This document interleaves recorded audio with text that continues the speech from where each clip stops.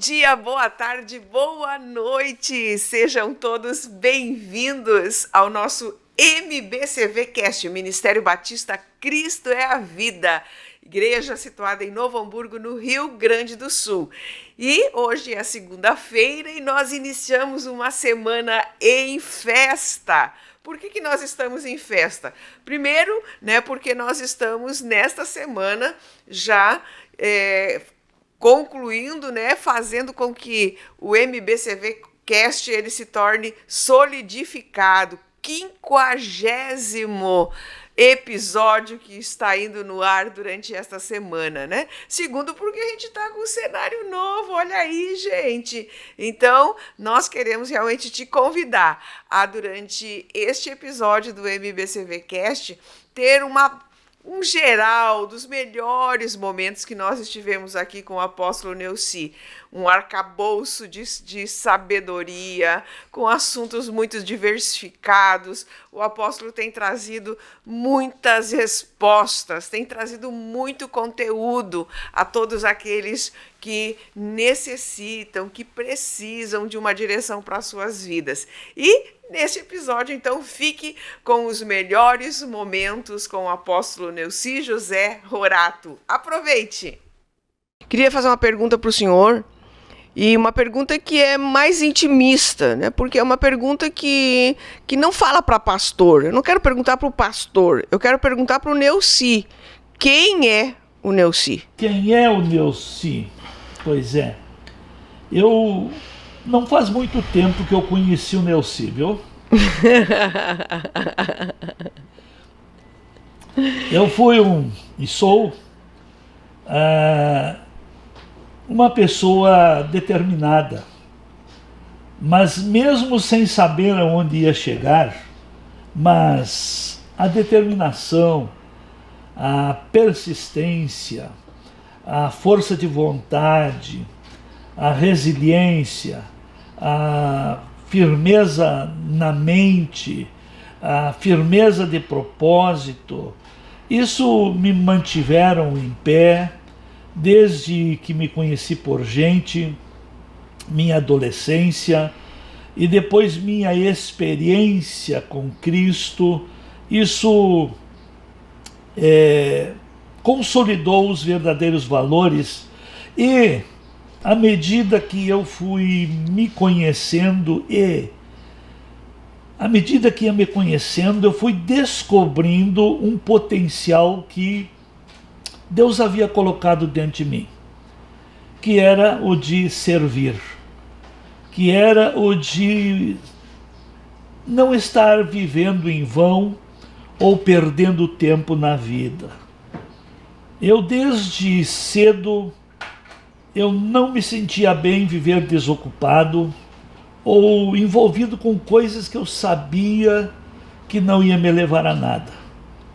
Então eu fui me autocriticando e à medida que eu fui me autocriticando, eu fui me descobrindo que eu sou responsável por mim.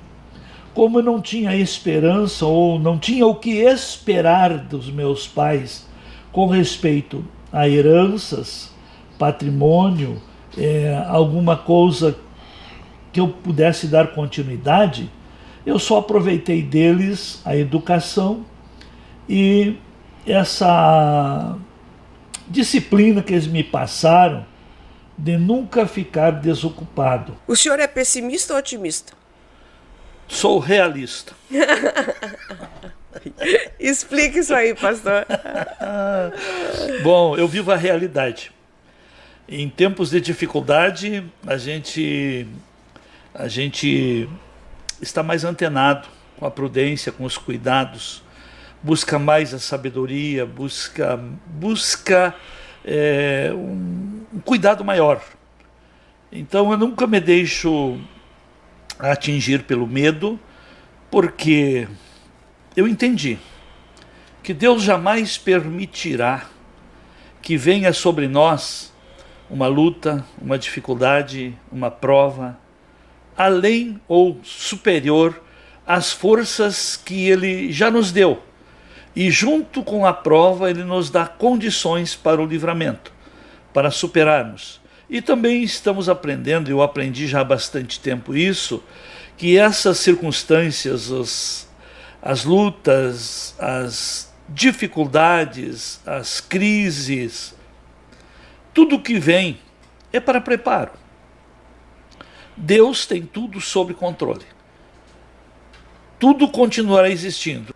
Então a gente poderia chamar tudo isso, né? Carro novo, casa nova, mulher bonita, homem bonito, filhos perfeitos não, né? Mas filhos bonitos que estão crescendo com saúde, né? Nós poderíamos dizer que isso são adereços. São adereços.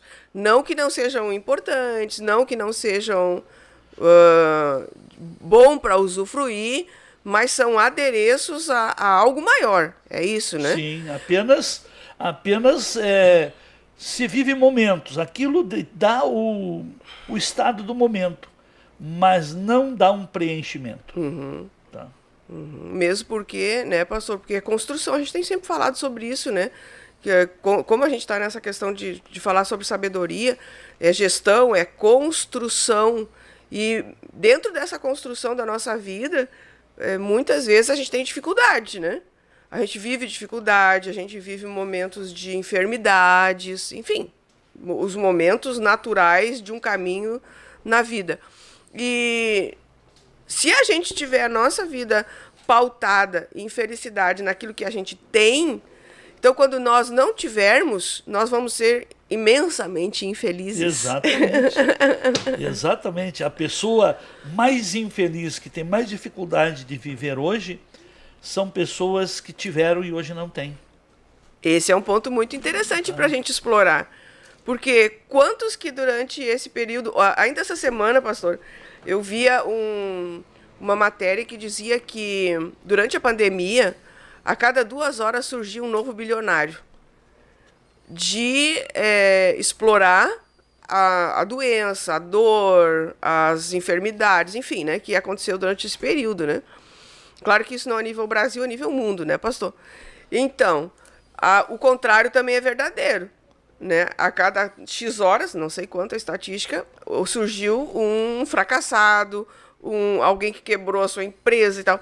Então, esse conceito de que se você não tiver, você é infeliz, é algo muito importante, porque a maioria das pessoas que chegam a uma igreja, eu não digo todos, eu digo a maioria, vem quebrado, né? Sim, exatamente.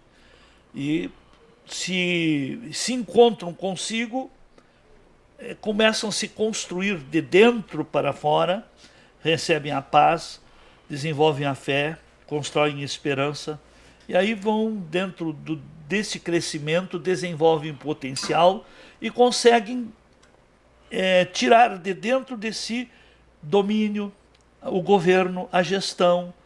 Por isso que com Deus nós temos tudo para sermos felizes. Como que seria essa separação, assim, de uma forma prática, se o senhor pudesse explicar isso para a nossa audiência, porque eu penso que uma situação, um princípio que é colocado pode resolver muitas situações, né? Então, às vezes a gente entende o contexto do que o senhor está falando, mas na prática, para as pessoas que não ouvem o senhor todos os dias, fica um pouco mais difícil, fica um pouco mais complexo. Seria possível colocar isso de uma forma mais aplicável? Eu vou tentar fazer uma colocação prática, porque a falta do conhecimento, a falta de princípios, a falta de disciplina e de conhecimento de verdades, para a gente conseguir ter esse autogoverno, nós precisamos conhecer como este governo que nós queremos estar debaixo dele funciona. Princípios, mandamentos, verdades, deveres, protocolos, ética. Toda essa parte que se usa direto. Mas quando a gente não foi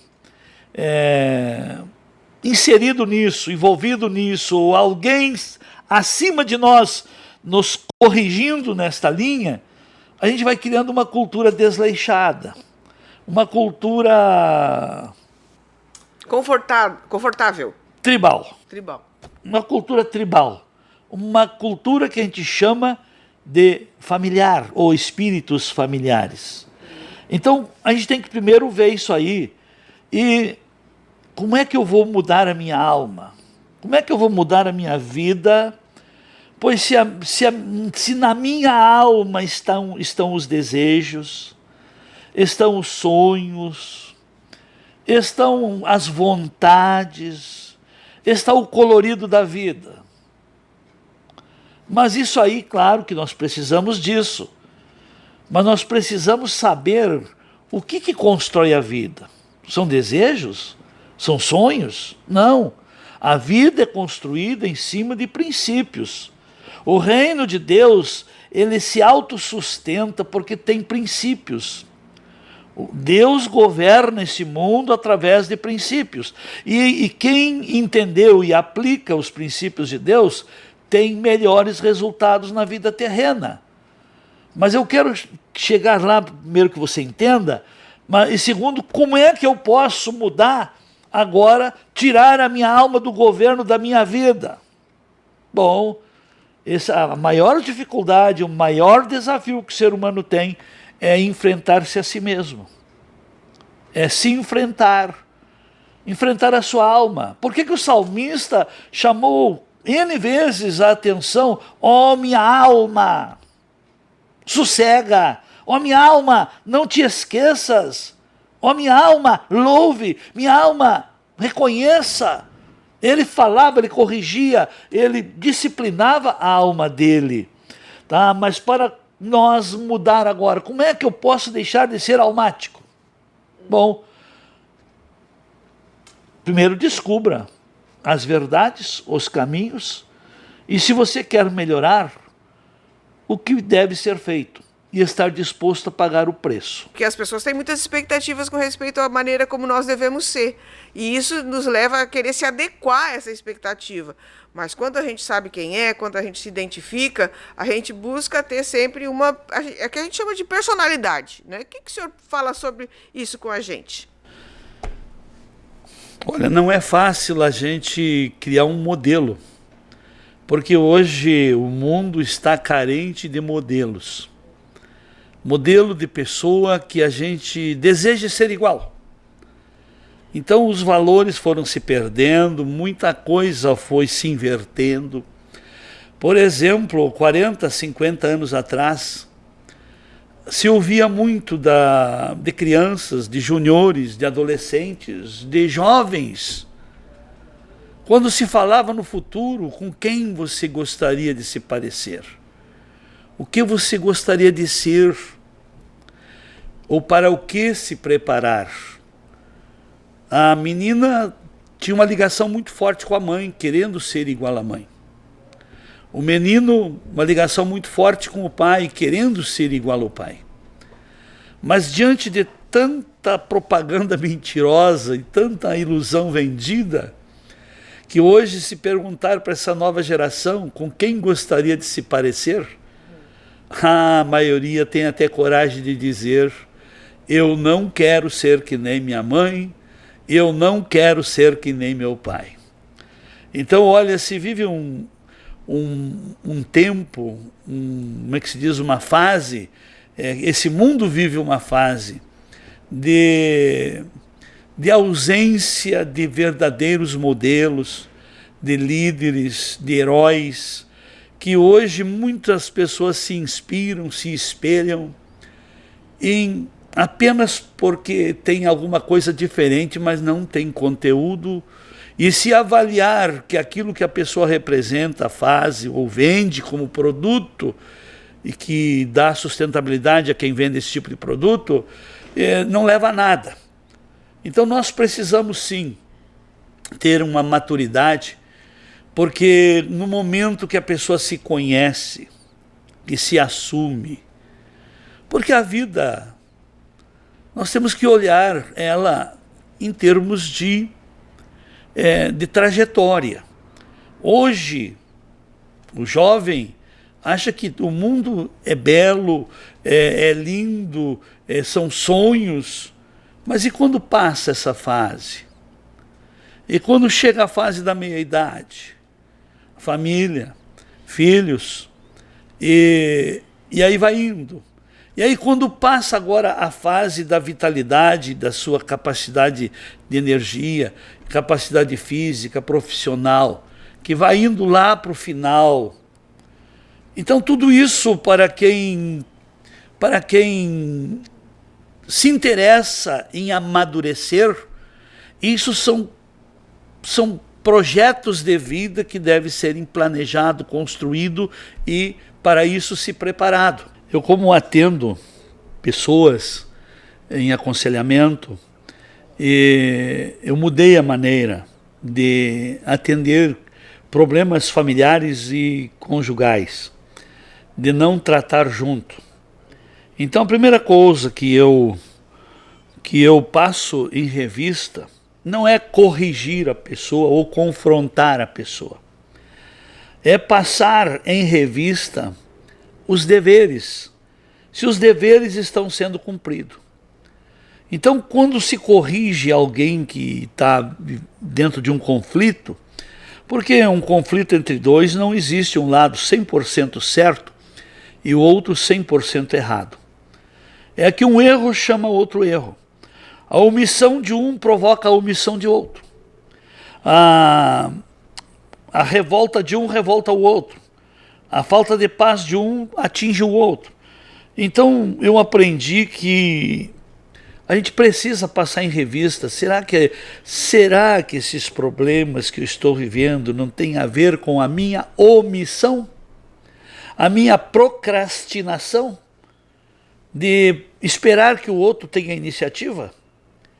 Isso você já ouviu esse brinquedo, esse desenho de 2 burros amarrados um no outro e 2 montes de pasto. Só que a corda não dava para os 2 comerem o pasto junto.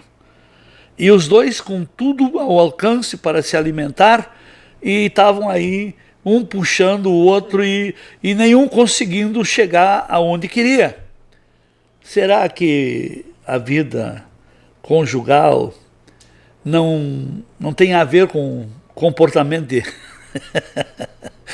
desses animaizinhos, né? Sem entendimento? Irracional. Animais né? irracionais. Em vez de se unir, consumir um monte e depois os 2 irem para o outro, não. Cada um quer o seu, tá? E aí ficam aí queimando energia, desgastando as forças e lutando um contra o outro.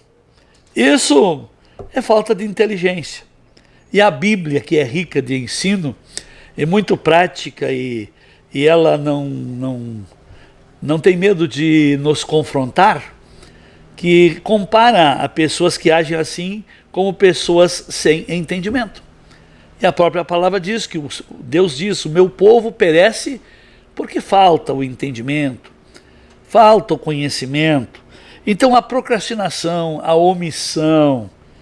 Então antes de você procurar o erro do outro, e quero lhes dizer que o erro do outro não justifica você agora responder com o erro, reagir com o erro, devolver o erro. A vitória no mundo espiritual, ela é conquistada quando nós praticamos o bem, porque a prática do bem vence o mal. Os mandamentos de Deus são instruções que formam e constroem a cultura do governo de Deus. Então a alma é nós que cuidamos dela, mas pela palavra. Por isso que aquele que não gosta muito da palavra não desenvolve. Olha a riqueza disso aí, os conselhos e os conceitos que a Bíblia nos dá, que aquele que medita na palavra de Deus todos os dias faz prosperar o seu caminho, será bem-sucedido, ele será como uma árvore plantada junto a ribeiros de água, que não se ressente nem em anos de sequidão, e nunca deixe de dar fruto. tudo ligado à palavra. E assim o cristão que não tem a sua fé alimentada pela palavra, construída pela palavra, e mais uma coisa, eu posso exercitar a fé no que eu creio da Bíblia. Eu posso exercitar a fé naquilo que eu creio se eu aprender como devo praticar, me ajustar e praticar aquelas instruções. Mas, pastor, deixa eu só fazer um adendo aqui, só para a gente poder ampliar um pouquinho. Mas vamos dizer assim, ó. Aí eu acho que nós temos que ir para esse caminho. Até a fé, ela precisa ser colocada em ordem na nossa vida. Ela precisa ter uma ordem. Porque se nós não tivermos a ordem de como que nós precisamos ter fé, por exemplo, existem muitos segmentos que creem em muitas coisas diferentes. Tem pessoas que até mesmo se flagelam pela fé. A pessoa está fazendo um sacrifício absurdo de andar assim, por lugares longínquos a pé, às vezes sem sapato, porque ela tem fé, uma fé firme numa determinada situação que foi colocada para ela, que se ela for até aquele lugar descalça, chegar lá com os pés sangrando, então ela não está no exercício da fé, tá, né? Na fé que ela aprendeu, ou que alguém explicou para ela que era assim. Então, por isso que eu estou dizendo, a fé que a gente está falando é uma fé bíblica, baseada no que a palavra de Deus diz. No que Deus diz. Cada um pode desenvolver a fé que quiser, mas Deus apenas tem compromisso com aquilo que Ele promete. Tá, mas deixa eu fazer uma pergunta. A pessoa saiu do lugar dela, saiu a pé durante 2 dias caminhando em peregrinação, chegou lá no tal do local que ela tinha determinado. Tem valor? Isso tem algum valor espiritual ou não? Foi Deus que pediu? Ou foi uma proposta pessoal? Ou um jogo de barganha? Eu vou oferecer esse sacrifício para Deus me abençoar. Nada disso. Por exemplo, Deus tem compromisso com a palavra. E Deus tem compromisso com suas promessas. Por exemplo, enquanto estávamos comentando sobre isso, me veio à mente aquela situação que até está passando. Se não passou, vai passar agora nos próximos dias, esse seriado que está na Record, sobre a Bíblia, em que Josué atravessará o Jordão em época de cheia. E que quando os sacerdotes chegam no meio do Jordão, param e levantam ali um altar. E até o povo passar, depois eles passam. Eu sei que todos querem desenvolver uma fé para fazer a vontade de Deus. Quero lhe dizer, todos nós precisamos ter muita fé para rejeitar as coisas do mundo. Porque o que impede você de conhecer melhor a Deus e se dedicar ao propósito da sua existência é a ilusão que o mundo oferece. Então hoje essa nova geração precisa ter fé para rejeitar o mundo. Porque as pessoas têm medo de rejeitar o mundo, porque têm medo de se tornarem depressivos, infelizes e desprezados. Não é nada disso. As pessoas têm medo que Deus não supra o que o mundo está suprindo. O mundo não está suprindo. O mundo está iludindo, enganando. Então precisa-se ter fé para mundo, eu não preciso de ti. Eu não preciso. Fé para não depender. Fé, por exemplo aqui, vamos lá. Olha que como a fé ela é aplicável em todas as áreas da vida. Você é filho, nasceu, cresceu, ficou bobo e agora casou. Bom, cada fase você se alimentava numa fonte. Primeira fase no peito da sua mãe. Segunda fase, tá, na escola. A terceira fase criou seu ciclo de amizade, a juventude. Aí vai para o casamento. Mas até então, a terceira fase, a sustentabilidade financeira vinha de uma fonte só, seus pais. Agora você casou. Você precisa ter fé. Não só para buscar a tua sustentabilidade, mas para não depender mais financeiramente de seus pais.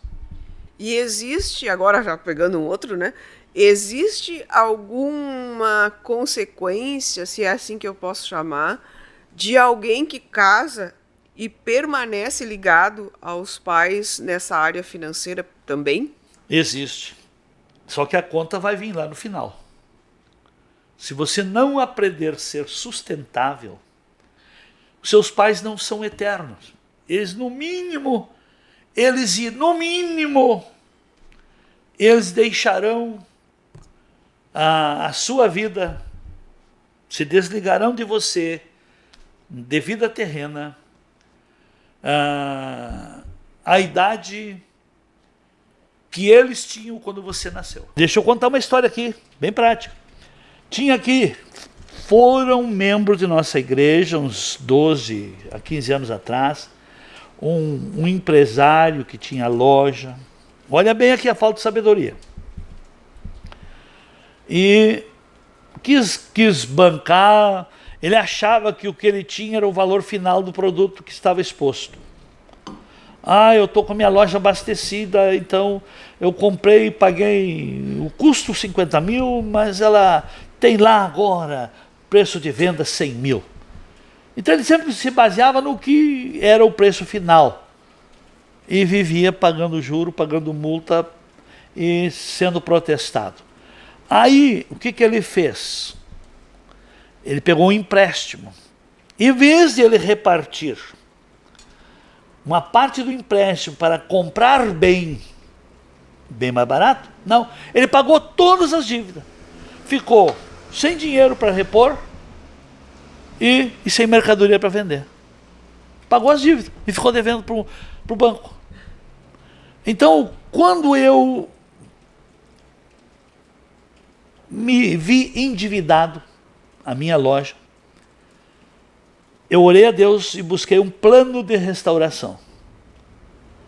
Bom, eu separava de cada venda 40% do que entrou para repor a mercadoria, 30% para cobrir as despesas fixas e 30% para pagar dívidas vencidas. Aliás, as dívidas que eram compromissos vencidos. Então, mesmo você endividado, você não pode ficar sem um pequeno crédito para alimentar-se, porque o alimentar-se é que nem repor a mercadoria na loja. Porque se você não trouxer o alimento para dentro de casa, você vai piorar a situação. A vida precisa ser reconstruída. O Espírito de Deus trabalha no nosso espírito. A palavra de Deus trabalha na nossa alma, nas nossas faculdades. A palavra, e nós disciplinamos através de novos hábitos, de comportamento, de postura, da construção agora de um bom caráter, porque o ser humano, ele pode escolher com quem quer se parecer. Pode escolher. Bom, eu gosto do fulano e eu vou me parecer com ele e eu vou aprender como ele chegou aonde chegou. Não é desejar agora repartir o que ele tem para me ter igualdade com ele. Não. Eu preciso saber que caminho ele passou, o que ele aprendeu, quais foram as disciplinas, quais foram os preços que teve que pagar contra sua natureza, contra sua cultura familiar hereditária. Temos exemplos na Bíblia que até a bênção de Deus, para ela acompanhar uma pessoa, a pessoa tem que sair da aldeia dela. Deus é o Deus que abençoa. Deus abençoa quando a pessoa está no caminho certo. Quando está no caminho errado, princípios errados, práticas erradas, não tem oração que faça com que a bênção lhe acompanhe. Aquele cego de nascença, que Jesus encontrou ele, ou melhor, levaram ele para Jesus resolver o problema dele. Ele resolveu, mas disse: não volte para a aldeia, para que coisa pior não volte a acontecer. É dessa maneira. Então, precisa uma mudança. O caráter é construído. A alma é reconstruída.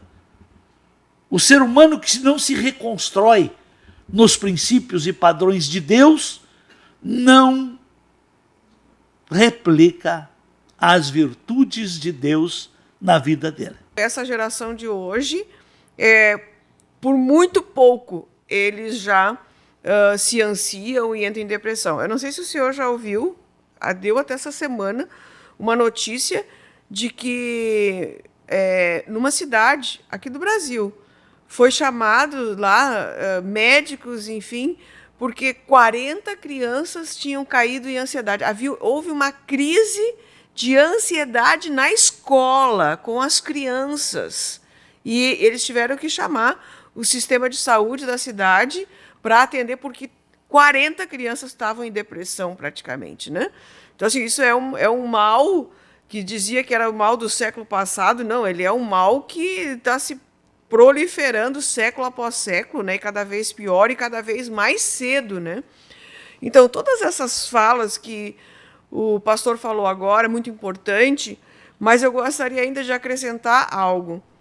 Que normalmente a pessoa, quando ela está com ansiedade e depressão, ela está em casa, né, pastor? Ela não está trabalhando, ela não tem força para fazer isso, né? Então, ela está em casa. E aí ela precisa aplicar essa agenda.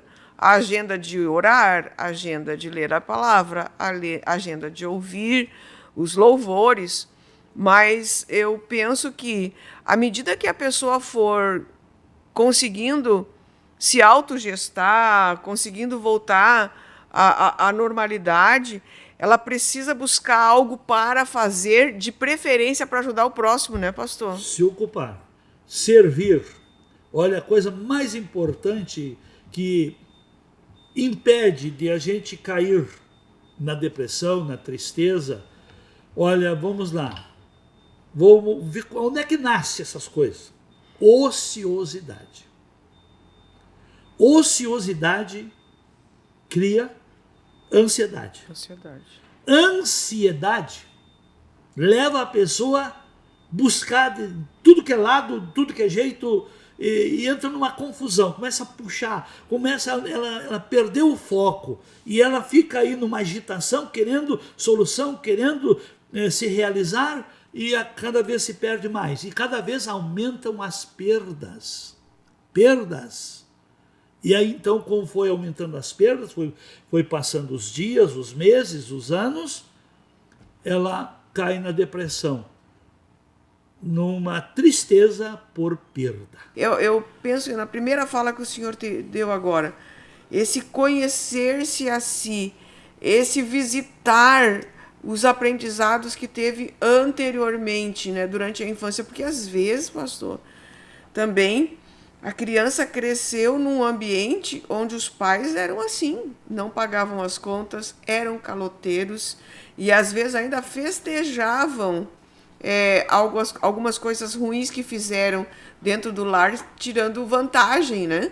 E a criança, ela foi crescendo nesse meio, né? E quando ela se torna adulta, então, foi estabelecido um padrão. A vida é assim. E a pessoa entra dentro da cultura do mais ou menos, né? É mais ou menos, vai dar, se der, se não der, não deu. E aí nós vamos agilizando de um lado para que a coisa aconteça. Mas eu vejo, assim, quando a gente vai em lugares mais humildes, pessoas, mulheres, homens, famílias, falando, porque eu não tenho, eu preciso de ajuda do governo, porque eu não tenho dinheiro para o gás, eu não tenho dinheiro para a luz, eu não tenho dinheiro para dar comida para os meus filhos. Quer dizer, é uma cultura que ela só vai se repetindo, né, pastor? É a cultura do me dá. Isso. E não é o do busca de solução, do semear. Então, de graça, meus queridos, é só o perdão dos pecados e ainda aquele primeiro perdão quando se aceita Cristo. Depois que aceitou a Cristo, se voltar a pecar, já nem o perdão é de graça. Você só será perdoado se você praticar a prática do perdão. Porque o cristão que não perdoa, ele não é perdoado. E o cristão que não perdoa, primeiro, não é perdoado, e se não é perdoado, persiste o pecado. E o pecado cria essa separação, que aí Deus já não ouve oração, já aí as coisas não andam mais como bênção na vida, porque tem um empecilho. Por que dentro da mesma igreja, por que todos que se confessam e declaram que são filhos de Deus, tem muita heterogeneia de nível, de resultados na vida? Se Deus zerou o passado, se Deus colocou todos em igualdade para a nova vida, para ser nova criatura, para se desenvolver a natureza divina, pois cada ser humano tem uma partícula divina dentro de si, e Deus cancela o passado e deixa zerada a vida para ela desenvolver. Então as diferenças, exatamente, e o que cria os problemas é resultado da gestão. Então quem entende isto e começa a ter uma boa gestão, aproveitando, eu nasci de novo, eu renasci com Cristo, eu fui ressuscitado com Cristo, então estou numa condição de projetar minha vida, construir, viver no presente e construir um futuro.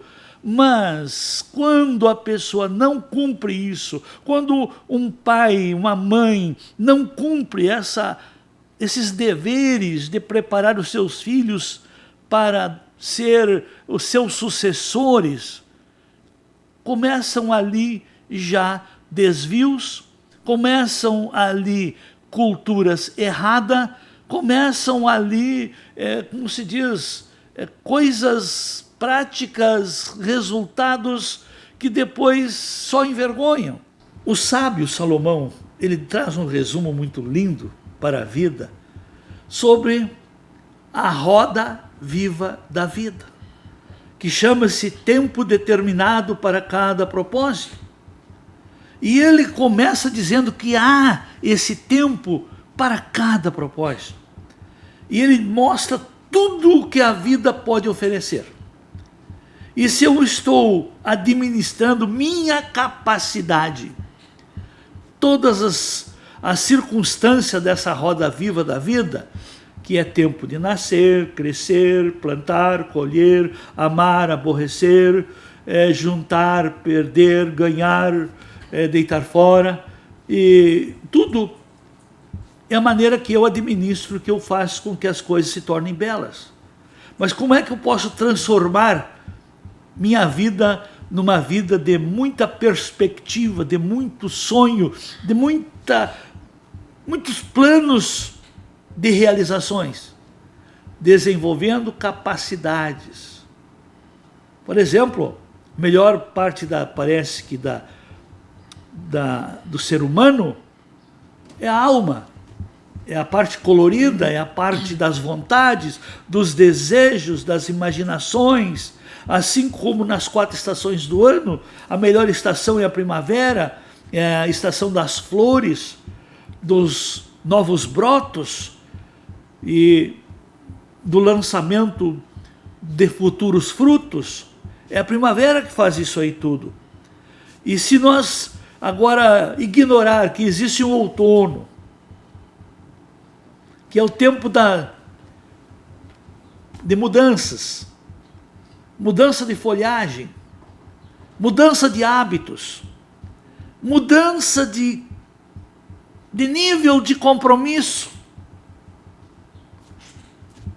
temos que também que pensar na estação do inverno, que é justamente uma temperatura bem ao contrário do que é bom.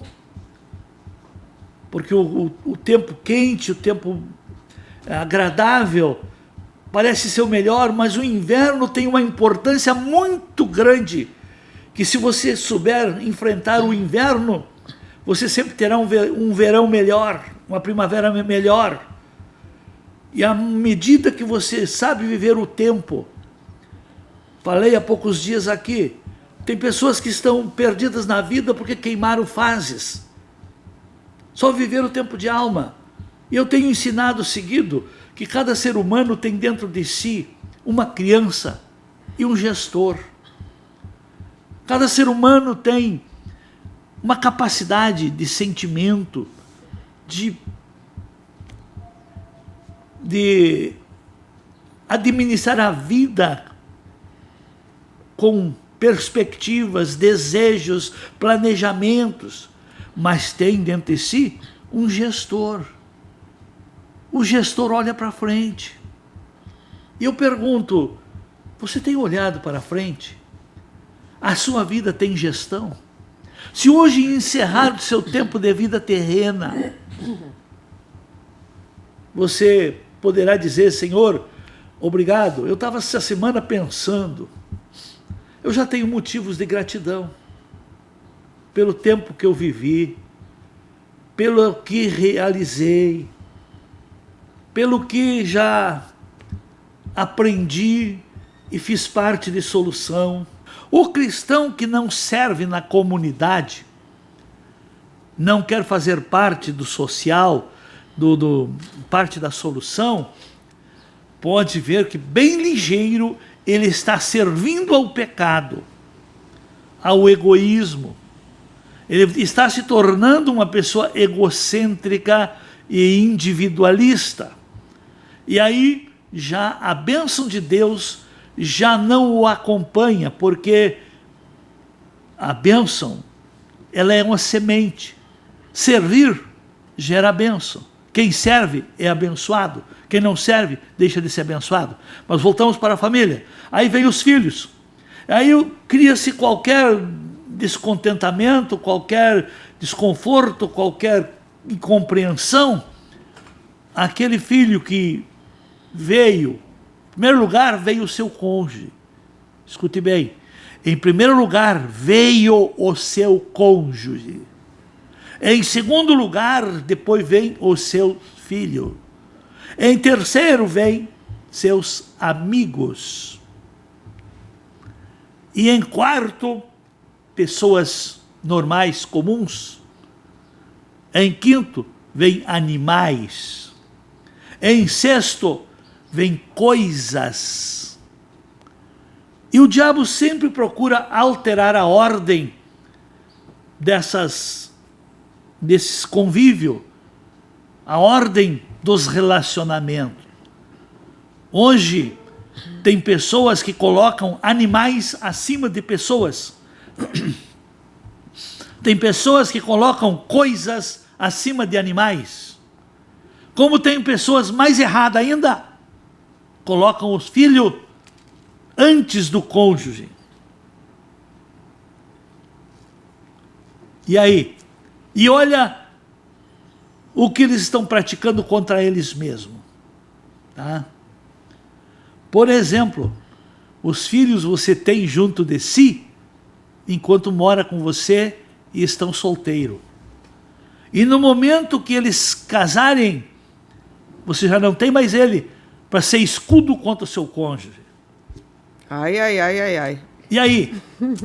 Da onde é que vem essa filosofia de vida do mundo? Por isso que a palavra de Deus diz que quem se torna amigo do mundo, que absorve com facilidade essa nova maneira de vida, essa novo estilo de vida, está afastando Deus de dentro da sua casa. Revise, porque até mesmo um desvio começa com um hábito errado, uma prática errada. Eu queria fazer uma pergunta que talvez seja a pergunta de muitos, né, pastor? É assim, ó, com a maturidade, que a gente também já teve alguns episódios falando sobre maturidade, né? Com a maturidade espiritual, emocional, né? Com essa maturidade que a gente vai adquirindo à medida que a gente vai saindo da cultura da aldeia, vamos dizer assim, ó. Isso se alivia, essa guerra interior, ela se alivia ou ela se mantém constante até nossa morte? O ser humano tem fases na vida. Desde a infância, nós temos que tomar cuidado para que cada fase ela não seja queimada ou mal usada, mal administrada. Hoje a pedagogia tem trabalhado muito bem nas crianças. Mas quantas crianças estão em escolas que têm professores qualificados? E quantos não estão em escola? Qual é o fim? Qual é o futuro? Qual é a formação que vão receber? E assim, quando a gente entende a fase, por exemplo, vamos nos acordar para depois, por exemplo, a nossa formação de construção, de disposição de obediência, a nossa construção de disposição para prática de instruções, até os 7 anos a gente aprende 50%. Até os 18 anos a gente acrescenta mais 30%. E a partir dos 18 anos tem 20% para você melhorar no seu esforço natural, acadêmico, de preparo, de treinamento. Isso tratando o ser humano natural. E o ser humano, a partir dos 18 anos, ele ingressa em mais uma fase.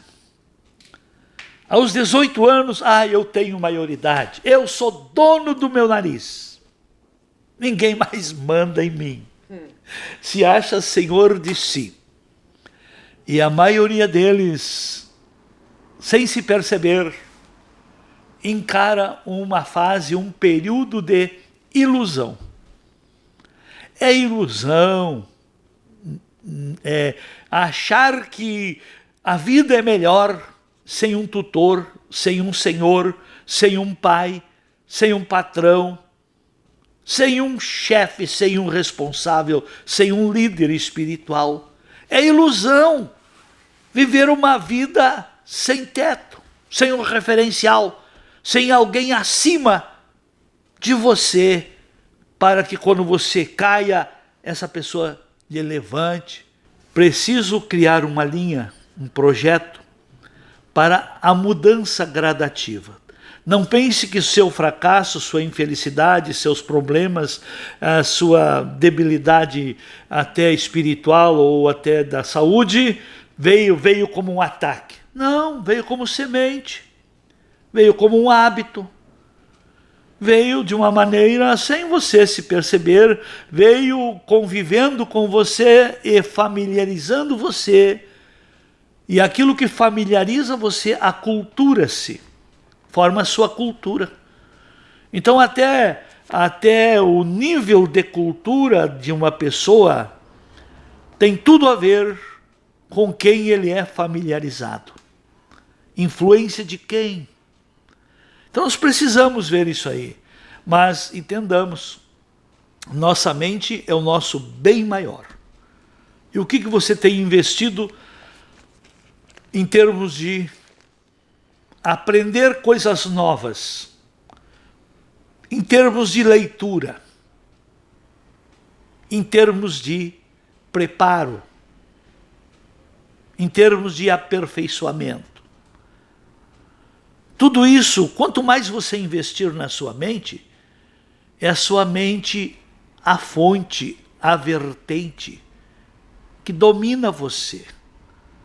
E se você alimentá-la da maneira certa, com bom material, com convívio com pessoas saudáveis, pessoas que vale a pena tirar tempo para estar junto, Se você cuidar da sua mente, cuidando do que você ouve, o que você vê, com quem você convive, você terá uma gestão de vida exemplar, que as pessoas vão querer lhe imitar pelos resultados que sua vida estará produzindo. Está tudo em você. Quando eu descobri que estava tudo em mim, o que eu não tinha porque eu não tinha desenvolvido. O que eu não sabia porque eu não quis aprender. Assim é a vida. Não adianta agora procurar culpado pelo seu desnível, pela sua desgraça, pela corrupção de seus filhos ou pelos problemas do seu cônjuge. Deus nos oportuniza. Só que colocar em prática o que Deus dá é uma atitude de fé e obediência. É que nem você quer abençoar os seus filhos e você é o dono da terra e você dá para os seus filhos a condição para eles investir no futuro deles. Dá um espaço para eles trabalharem e a semente para eles desenvolverem a cultura. O filho obediente está vendo naquela semente muita produção, muito fruto, muito resultado. Está dentro da semente. Mas se ela não for desenvolvida como cultura, ela continuará sendo uma semente. Sua vida é isso aí. É uma semente, você sabe tudo. Mas quando e aonde você escolheu o espaço para colocar em prática aquilo que você sabe?